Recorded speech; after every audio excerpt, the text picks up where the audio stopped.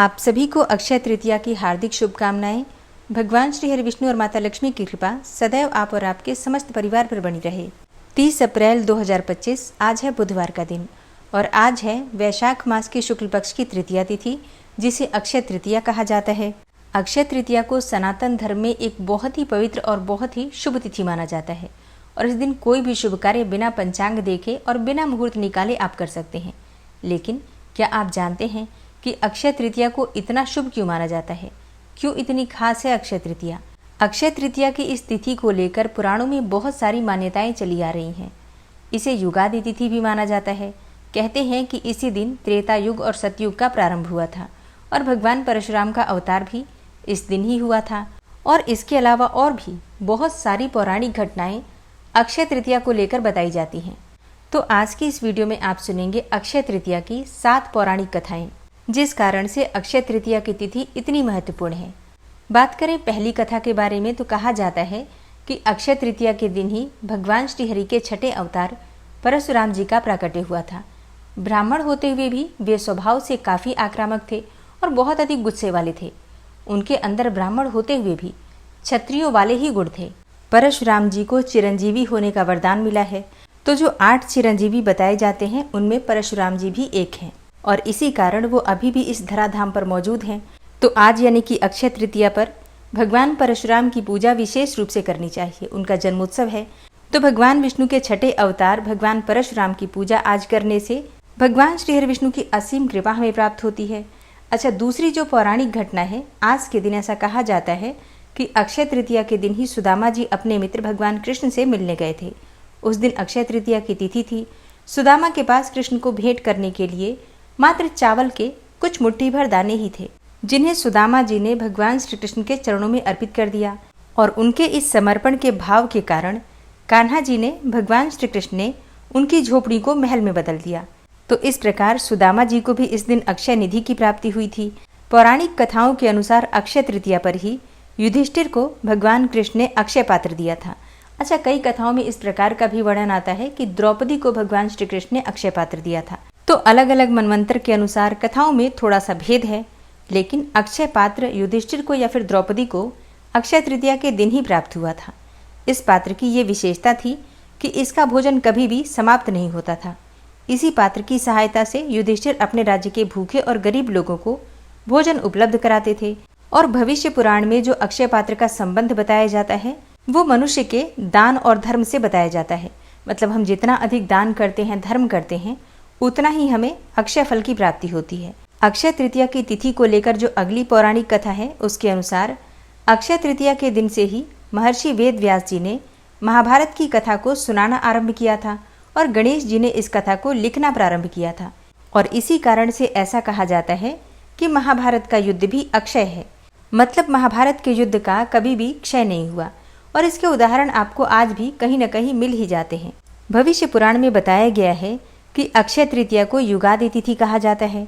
दरअसल इसी दिन से त्रेता युग का आरंभ हुआ था और ऐसा भी कहा जाता है कि इस दिन से सतयुग का भी प्रारंभ हुआ था और इसलिए अक्षय तृतीया की तिथि को सबसे शुभ मुहूर्त माना जाता है किसी भी शुभ कार्य को प्रारंभ करने के लिए। मान्यता है कि अक्षय तृतीया के दिन हम जो भी कार्य करते हैं उसमें हमें अक्षय फल की प्राप्ति होती है और वो पुण्य या फिर पाप कभी भी समाप्त नहीं होता। पुण्य और पाप इसलिए क्योंकि हम जो भी कर्म करते हैं वो सभी कर्म अक्षय हो जाते हैं और उनका जो भी फल प्राप्त होता है वो हमें जन्म जन्मांतर तक प्राप्त होता है।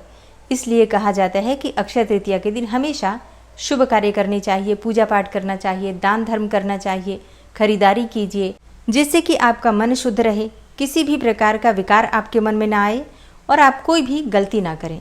ठीक है, तो सकारात्मक माहौल आपके घर का बना रहे, इसलिए बहुत ज़रूरी है कि आज के दिन आप शुभ कार्य करें। अक्षय तृतीया की तिथि को लेकर जो अगली घटना है, ऐसा कहा जाता है कि महाभारत में द्रौपदी के जो चीरहरण की घटना थी, जो कि सर्वाधिक महत्वपूर्ण है, सर्वाधिक चर्चित भी है और ऐसा भी कहा जाता है कि इसी के कारण महाभारत का युद्ध हो गया था। तो जिस दिन द्रौपदी का चीरहरण हुआ था उस दिन अक्षय तृतीया की तिथि थी, जब पांडवों ने कौरवों के साथ जुए के खेल में द्रौपदी को ही दांव पर लगा दिया था। फिर दुशासन ने द्रौपदी का चीरहरण किया और फिर अक्षय तृतीया के दिन ही द्रौपदी की लाज बचाने के लिए भगवान श्री कृष्ण ने द्रौपदी को अक्षय चीर प्रदान की थी। चीर अर्थात साड़ी। जो कि कभी भी समाप्त नहीं होती। तो आपने देखा कि दुशासन खींचते खींचते साड़ी थक गया था, लेकिन साड़ी समाप्त होने का नाम ही नहीं लेती थी, क्योंकि भगवान श्री कृष्ण की जो असीम कृपा हमें प्राप्त होती है उसका प्रभाव कभी भी समाप्त नहीं होता। इसलिए आज के दिन यानी कि अक्षय तृतीया के दिन विशेष रूप से भगवान श्री कृष्ण की आराधना कीजिए, पूजा कीजिए। और अक्षय तृतीया के दिन से ही चंदन यात्रा का प्रारंभ होता है। तो चंदन यात्रा मतलब भगवान श्री कृष्ण को चंदन लगाया जाता है, जो कि अक्षय तृतीया से प्रारंभ होता है और पूरे 21 दिनों तक चलता है।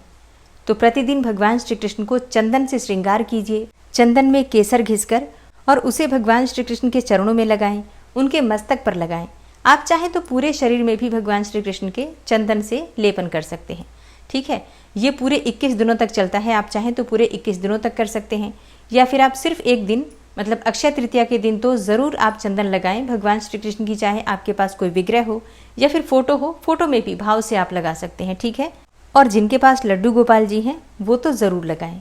चंदन श्रृंगार का जो आशय है, जो मतलब है इसका, क्यों लगाया जाता है, तो देखिए अक्षय तृतीया के दिन से गर्मी का प्रारंभ हो जाता है और भगवान श्री कृष्ण जो कि बहुत नाजुक हैं, तो उनके लिए ये जो मौसम होता है गर्मी का बहुत पीड़ादायक होता है। तो जब हम चंदन का श्रृंगार करते हैं तो शीतलता बनी रहती है। तो भगवान श्री कृष्ण को शीतलता प्रदान करने के लिए चंदन का श्रृंगार अवश्य कीजिए। मस्तक पर, चरणों में तो जरूर लगा दीजिए। अक्षय तृतीया की तिथि को लेकर जो अगली पौराणिक कथा है उसमें बताया गया है, मतलब नारद पुराण में वर्णन आता है कि अक्षय तृतीया के दिन ही गंगा जी का अवतरण हुआ था इस धरती पर। तेज बहाव के साथ स्वर्ग से निकली हुई गंगा को शिव जी ने अपनी जटाओं में धारण किया था और फिर भगीरथ के प्रयासों से देवी गंगा धरती पर अवतरित हुई थी। पुराणों में इस प्रकार का भी वर्णन आता है कि महाभारत का युद्ध भी इसी दिन समाप्त हुआ था। न सिर्फ परशुराम जी बल्कि और भी भगवान विष्णु के कई अवतार अक्षय तृतीया के दिन ही हुए थे, जैसे कि नर और नारायण अवतार और हयग्रीव अवतार। ब्रह्मा जी के पुत्र अक्षय कुमार का आविर्भाव भी अक्षय तृतीया के दिन ही हुआ था। बद्रीनाथ धाम के कपाट खुल जाते हैं अक्षय तृतीया के दिन से, और इसी दिन से चारों धामों की जो पावन यात्रा होती है वो प्रारंभ हो जाती है। वृंदावन में जो बांके बिहारी जी का मंदिर है, उस मंदिर में किसी भी दिन पूरे वर्ष में भगवान बांके बिहारी जी के चरणों के दर्शन नहीं कराए जाते। मात्र अक्षय तृतीया एक दिन है जिस दिन बांके बिहारी जी के चरणों के दर्शन कराए जाते हैं। और ऐसा कहा जाता है कि जो मनुष्य बांके बिहारी जी के चरणों के दर्शन कर लेता है, फिर उसे जन्म मरण के चक्र से मुक्ति मिल जाती है, उसे गोलोक धाम की प्राप्ति होती है, भगवान श्री कृष्ण के धाम की प्राप्ति होती है। तो ये दिन बहुत महत्वपूर्ण है। बहुत से लोग हैं जो आज के दिन व्रत भी धारण करते हैं। अच्छा, इस व्रत को धारण किस किसने किया, तो पुराणों में इस प्रकार का वर्णन आता है कि स्वर्ग के राजा इंद्र की पत्नी देवी इंद्राणी ने यही व्रत धारण किया था, जिसके पुण्य प्रताप से उन्हें जयंत नामक पुत्र की प्राप्ति हुई। देवी अरुंधति ने भी यही व्रत किया था और अपने पति महर्षि वशिष्ठ के साथ आकाश में सबसे ऊपर का स्थान प्राप्त किया। प्रजापति दक्ष की जो पुत्री थी रोहिणी, इसी व्रत के कारण अपने पति चंद्र की सबसे प्रिय रानी रही। उन्होंने बिना नमक खाए इस व्रत को पूर्ण किया था। तो अगर आप इस व्रत को धारण करना चाहते हैं तो बिल्कुल कर सकते हैं। बस इतना ध्यान रखना है कि नमक का सेवन नहीं करना है। बाकी आप फलाहार कर सकते हैं जैसे कि बाकी व्रतों में करते हैं, और फिर अगले दिन आप नमक का सेवन कर सकते हैं, शुद्ध और सात्विक भोजन कर सकते हैं। लेकिन जो भक्त बिना नमक के एक भी दिन नहीं रह पाते हैं, कोई भी हेल्थ इशू है, तो ऐसे में आप नमक का सेवन शाम को कर सकते हैं, जैसे कि शाम के समय सेंधा नमक का सेवन कर सकते हैं। तो जो भक्त अक्षय तृतीया का व्रत धारण करना चाहते हैं इस प्रकार से व्रत कर सकते हैं, और जो भक्त व्रत नहीं करते हैं तो भी चिंता की कोई बात नहीं है। आप अक्षय तृतीया की पूजा मात्र भी अगर सही तरीके से करते हैं, विधि विधान से करते हैं और अपना आचार विचार व्यवहार शुद्ध रखते हैं, तो निश्चित ही भगवान श्री कृष्ण की असीम कृपा आपको प्राप्त होती है। और अब आप सुनेंगे अक्षय तृतीया की कथा। अक्षय तृतीया की पौराणिक कथा के अनुसार प्राचीन काल में एक धर्मदास नामक वैश्य था। धर्मदास अपने परिवार के साथ एक छोटे से गांव में रहता था। वो बहुत ही गरीब था और हमेशा अपने परिवार के भरण पोषण के लिए चिंतित ही रहता था। उसके परिवार में कई सदस्य थे। धर्मदास बहुत धार्मिक प्रवृत्ति का था। उसका सदाचार तथा देव एवं ब्राह्मणों के प्रति उसकी श्रद्धा अत्यधिक प्रसिद्ध थी। अक्षय तृतीया व्रत के महात्म्य को सुनने के पश्चात उसने अक्षय तृतीया पर्व के आने पर सुबह जल्दी उठकर गंगा में स्नान करके विधि पूर्वक देवी देवताओं की पूजा की। व्रत के दिन सामर्थ्य के अनुसार जल से भरे घड़े, पंखे, जौ, सत्तू, चावल, नमक, गेहूं, गुड़, घी, दही, सोना तथा वस्त्र आदि वस्तुएं भगवान के चरणों में रखकर ब्राह्मणों को अर्पित की। यह सब दान देखकर धर्मदास के परिवार वाले तथा उसकी पत्नी ने उसे रोकने की बड़ी कोशिश की। उन्होंने कहा कि अगर धर्मदास इतना सब कुछ दान में दे देगा तो उसके परिवार का पालन पोषण कैसे होगा। फिर भी धर्मदास अपने दान और पुण्य कर्म से विचलित नहीं हुआ और उसने ब्राह्मणों को कई प्रकार का दान दिया। उसके जीवन में जब भी अक्षय तृतीया का पावन पर्व आया, प्रत्येक बार धर्मदास ने विधि से इस दिन पूजा एवं दान आदि कर्म किया। अनेक रोगों से ग्रस्त तथा वृद्ध होने के उपरांत भी उसने उपवास करके धर्म कर्म और दान पुण्य किया। फिर यही वैश्य दूसरे यानी कि अगले जन्म में कुशावती के राजा हुए। मान्यता है कि अक्षय तृतीया के दिन किए गए दान पुण्य और पूजन के कारण वह अपने अगले जन्म में बहुत धनी एवं प्रतापी राजा बना। वह इतना धनी और प्रतापी राजा था कि त्रिदेव तक उसके दरबार में अक्षय तृतीया के दिन ब्राह्मण का वेश धारण करके उसके महायज्ञ में शामिल होते थे। अपनी श्रद्धा और भक्ति का उसे कभी घमंड नहीं हुआ। वह प्रतापी राजा महान एवं वैभवशाली होने के बावजूद भी धर्म मार्ग से कभी विचलित नहीं हुआ। माना जाता है कि यही राजा आगे के जन्मों में भारत के प्रसिद्ध सम्राट चंद्रगुप्त के रूप में पैदा हुए थे। जैसे भगवान ने धर्मदास पर अपनी कृपा की, वैसे ही जो भी व्यक्ति इस अक्षय तृतीया की कथा का महत्व सुनता है और विधि विधान से पूजा एवं दान आदि करता है, उसे अक्षय पुण्य एवं यश की प्राप्ति होती है। अक्षय तृतीया में पूजा पाठ और हवन इत्यादि भी अत्यधिक सुखद परिणाम देते हैं। यदि सच्चे मन से प्रभु से जाने अनजाने में किए गए अपराधों के लिए क्षमा याचना की जाए तो प्रभु अपने भक्तों को क्षमा कर देते हैं और उन्हें सत्य, धर्म और न्याय की राह में चलने की शक्ति प्रदान करते हैं। अक्षय तृतीया सर्वाधिक शुभ मुहूर्तों में से एक है। इस दिन भक्तजन भगवान विष्णु की आराधना में लीन होते हैं। स्त्रियां अपने और परिवार की समृद्धि के लिए व्रत रखती हैं। ब्रह्म मुहूर्त में गंगा स्नान करके श्री विष्णु जी और माँ लक्ष्मी की प्रतिमा पर अखंडित चावल अर्थात अक्षत चढ़ाना चाहिए। फिर शांत चित्त से उनकी श्वेत कमल के पुष्प या फिर श्वेत गुलाब, धूप, अगरबत्ती एवं चंदन इत्यादि से पूजा अर्चना करनी चाहिए। नैवेद्य के रूप में जौ, गेहूं या सत्तू, ककड़ी, चने की दाल आदि का चढ़ावा करें। इसी दिन ब्राह्मणों को भोजन करवाएं और उनका आशीर्वाद भी प्राप्त करें। साथ ही फल, फूल, बर्तन, वस्त्र, गौ, भूमि, जल से भरे हुए घड़े, कुल्हड़, पंखे, खड़ाऊ, चावल, नमक, घी, खरबूजा, चीनी, साग, इन सभी चीजों का दान करना पुण्यकारी माना जाता है। अक्षय तृतीया पर तीर्थों में स्नान करने की परंपरा है। ग्रंथों में कहा गया है कि अक्षय तृतीया पर किया गया तीर्थ स्नान जाने अनजाने में हुए समस्त पापों को खत्म कर देता है। इससे हर प्रकार के दोष समाप्त हो जाते हैं और इसलिए तीर्थ में स्नान करने को दिव्य स्नान कहा गया है। तीर्थ स्नान न कर सके तो घर पर ही पानी में गंगा जल मिलाकर भी स्नान कर सकते हैं। ऐसा करने से भी तीर्थ स्नान का ही पुण्य मिलता है। इसके बाद अन्न और जल दान का संकल्प लेकर जरूरतमंदों को दान दें। ऐसा करने से कई यज्ञ और कठिन तपस्या करने जितना पुण्य फल प्राप्त होता है। अक्षय तृतीया को युगादि तिथि भी कहते हैं। इस तृतीया का विष्णु धर्म सूत्र, भविष्य पुराण, मत्स्य पुराण और नारद पुराण में उल्लेख मिलता है। ब्रह्मा के पुत्र अक्षय का इसी दिन प्राकट्य दिवस रहता है। दान के लिए इस दिन खास अन्न और जल का दान ही करना शुभ माना जाता है। खासकर जल से भरा हुआ घड़ा या फिर कलश किसी मंदिर या फिर प्याऊ स्थल पर जाकर रखना चाहिए। ऐसा करने से सुख समृद्धि बढ़ती है। इस दिन प्रतिष्ठान का शुभारंभ करना, गृह प्रवेश करना और मंगल कार्य इत्यादि करना विशेष फल देने वाला होता है। हरे कृष्णा। आज की कथा का यहीं पर समापन करती हूँ। इसके आगे का अध्याय आप कल की कथा में सुनेंगे।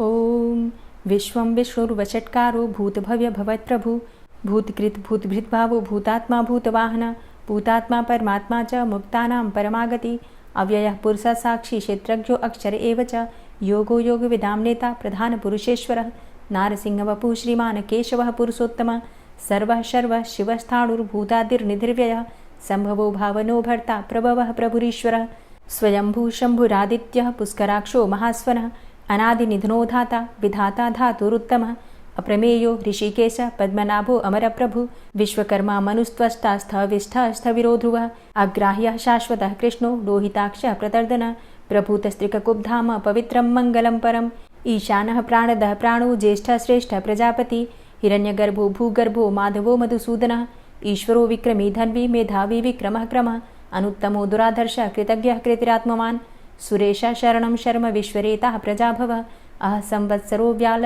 प्रत्ययः सर्वदर्शनः अजः सर्वेश्वर सिद्ध सिद्धे सर्वादिर्च्युत वृषाकपिर्मेयात्मा सर्वयोगविनिश्रितः वसुर्वसुमनः सत्य समात्मा संमितः समः अमोघ पुण्डरीकाक्षो वृषकर्मा वृषाकृतिः रुद्रो बहुशिरा बभ्रुर्विश्वयोनिः शुचिश्रवः अमृतः शाश्वतस्थाणुर्वरारोहो महातपः सर्वगः सर्वविद्भानुर्विश्वक्सेनो जनार्दनः वेदो वेदविद्व्यङ्गो वेदाङ्गो वेदवित्कविः लोकाध्यक्ष सुराध्यक्षो धर्माध्यक्ष कृताकृता चतुरात्मा चतुर्व्यूहश्चतुर्द्रष्टश्चतुर्भुजा भ्राजिष्णुर्भोजनं भोक्ता सहिष्णुर्जगदाति च अनघो विजयोजेता विश्वयोनिः पुनर्वसु उपेन्द्रो वामनः प्रांशुर्मोघः शुचिरुर्जिता अतीन्द्रः सङ्ग्रहः सर्गो धृतात्मा नियमो यमः वेद्यो वैद्यः सदा योगी वीरः माधवो मधु अतीन्द्रियो महामायो महोत्साहो महाबलः महाबुद्धिर्महावीर्यो महाशक्तिर्महाद्युतिः अनिर्देश्य वपुः श्रीमान् मेयात्मा महाधृतिर् महिश्वासो महीभर्ता श्रीनिवास सतां गति अनिरुद्ध सुरानन्दो गोविन्दो गोविन्दाम्पति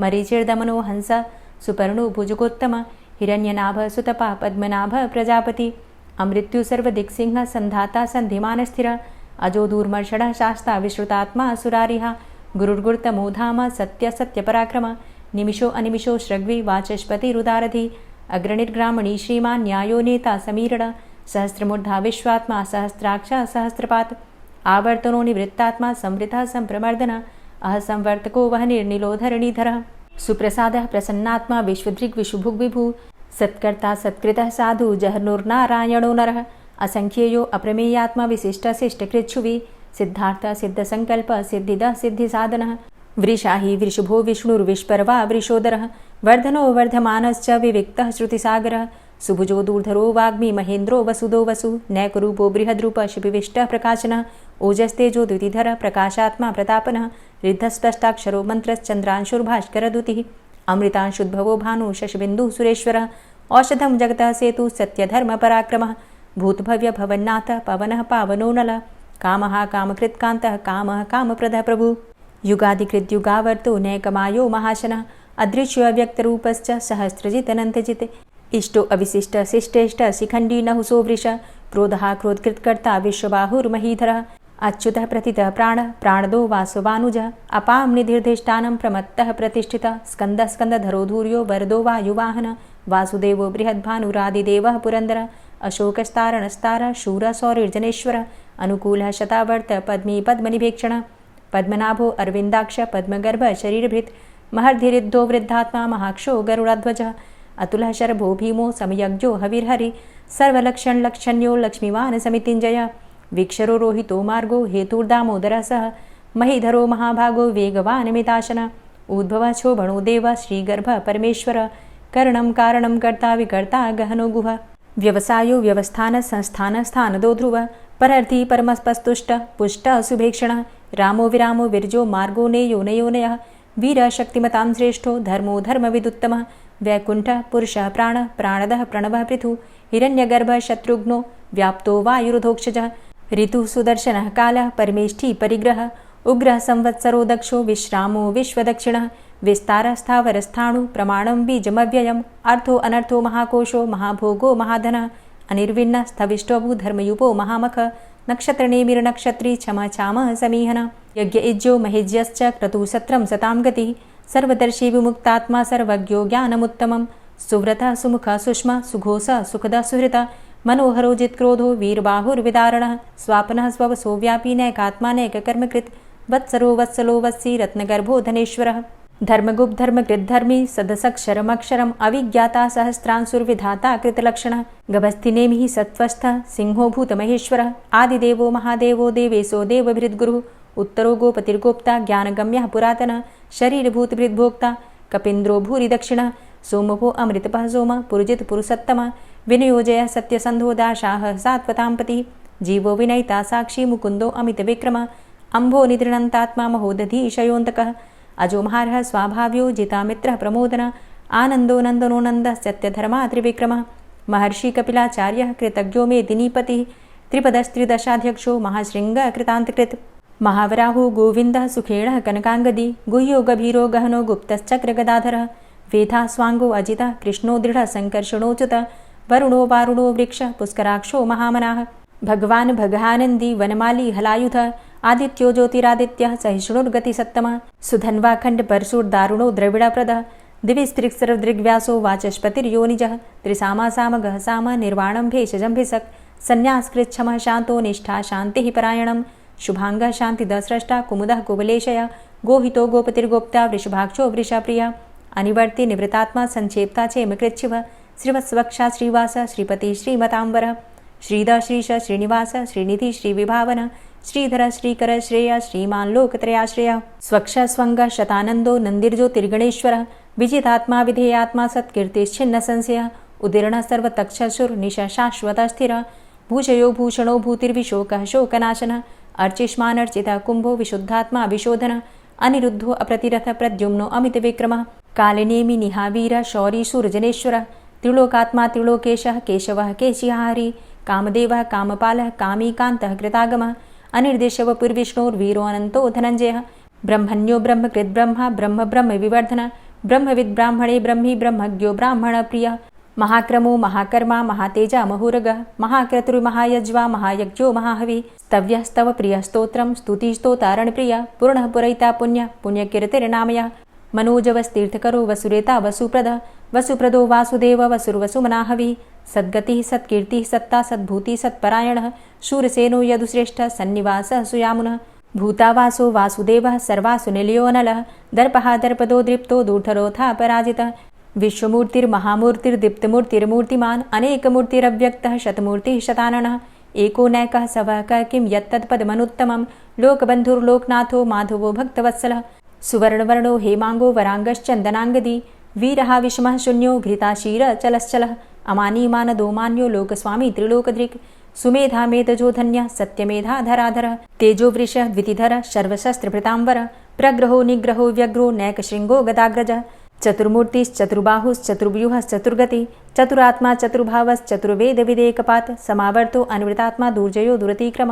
दुर्लभो दुर्गमो दुर्गो दुरावासो दुरारिहा शुभांगो लोकसारंग सुतन्तुस्तन्तुवर्धन इन्द्रकर्मा महाकर्मा कृतकर्मा कृतागमः उद्भवः सुन्दरः सुन्दो रत्ननाभः सुलोचनः अर्को वाजसनः शृङ्गी जयन्तः सर्वविजयी सुवर्णबिन्दुरक्षोभ्य सर्वभागीश्वरेश्वरः महाह्रदो महागर्तो महाभूतो महानिधि कुमुदः कुन्दरः कुन्दः पर्जन्यः पावनो नीलः अमृताशो अमृतवपुः सर्वज्ञः सर्वतोमुखः सुलभः सुव्रतः सिद्धः शत्रुजित् शत्रुतापनः न्यग्रोधो दुम्बरो अस्वस्थश्चाणुरान्ध्रनिषूदनः सहस्रार्चिः सप्तजिह्वः सप्तैधा सप्तवाहनः अमूर्तिरणघो अचिन्त्यो भयकृद्भयनाशनः अणुर्बृहत् कृशस्थूलो गुणभृन्निर्गुणो महान् अधृतः स्वधृतः स्वास्य प्राग्वंशो वंशवर्धनः भारभृति कथितो योगी योगी स सर्वकामद आश्रम श्रमण छाम सुपर्णो वायुवाहन धनुर्धरोर्धनुर्वेदो दण्डोदमयितादम अपराजितः सर्वसहो नियन्ता नियमो यमः सत्त्ववान् सात्विकः सत्य सत्यधर्मपरायण अभिप्रायः प्रियार्होर्ह प्रियकृत्प्रीतिवर्धनः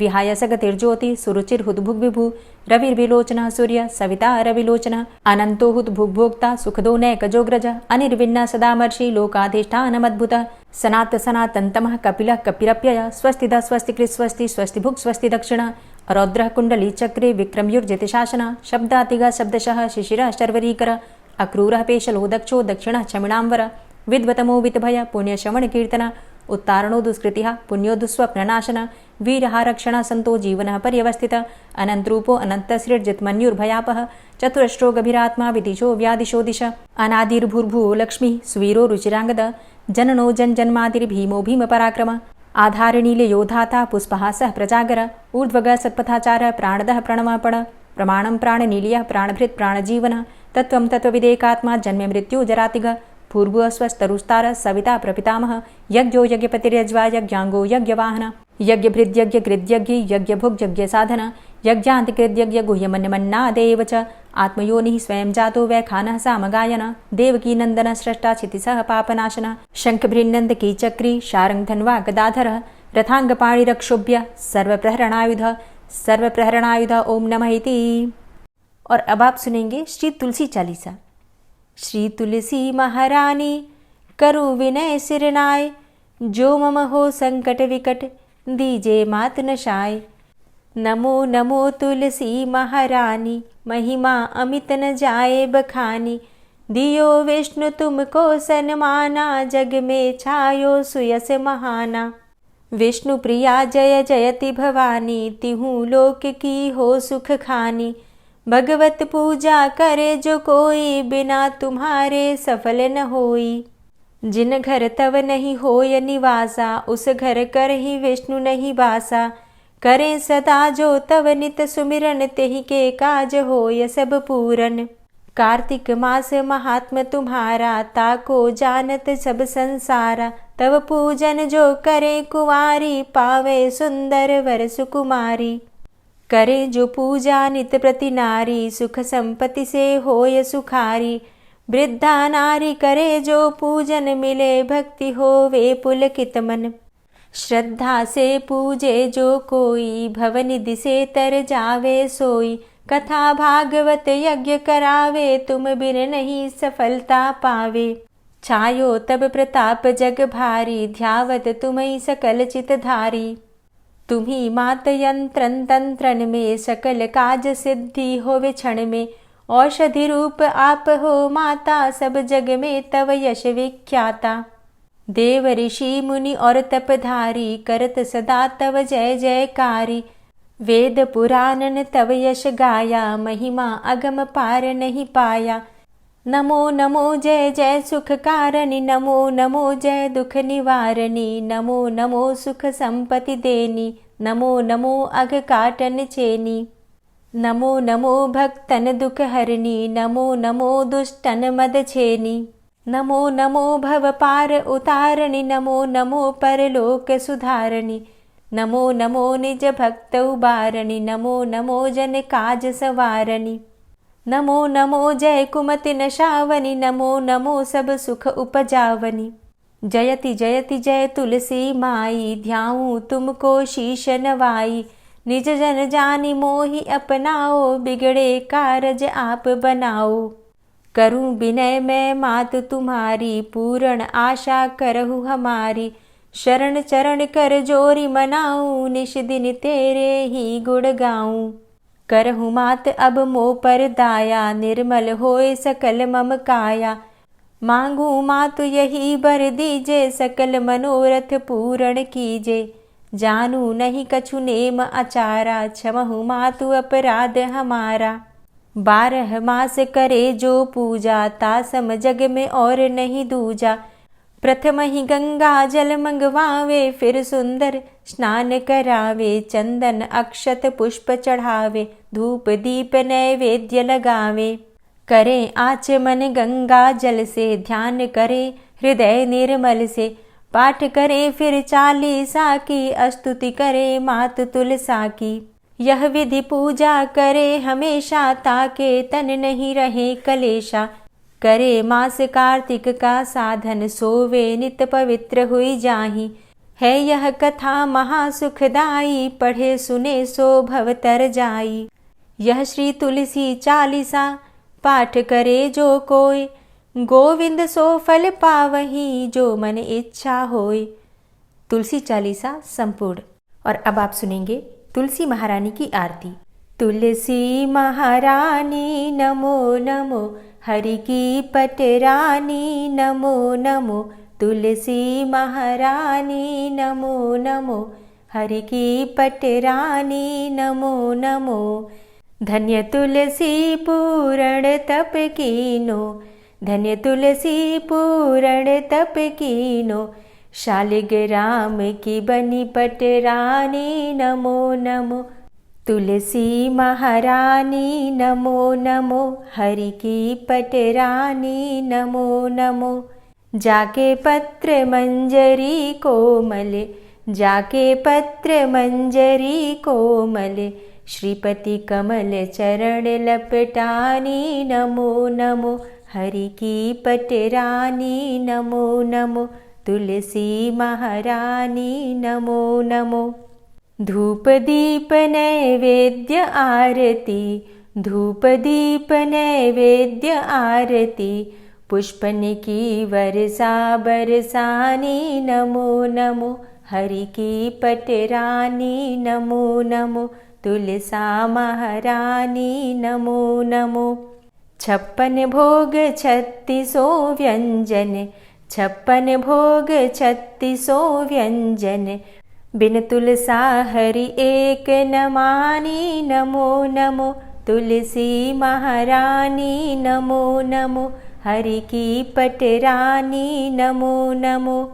सभी सखी मैया तेरो यश गावे, सभी सखी मैया तेरो यश गावे, भक्ति दान दीजे महारानी, नमो नमो तुलसा महारानी, नमो नमो हरि की पटरानी, नमो नमो।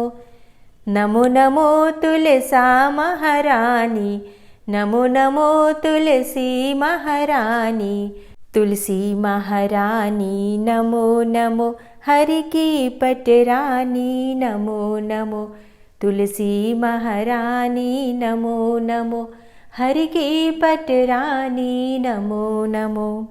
प्रेम से बोलिए तुलसी मैया की जय। दोस्तों, अगर आप विष्णु पुराण की कथा सुनना चाहते हैं तो मेरे दूसरे चैनल पर विष्णु पुराण की वीडियो प्रतिदिन अपलोड हो रही है, आप लोग ज़रूर सुना कीजिए।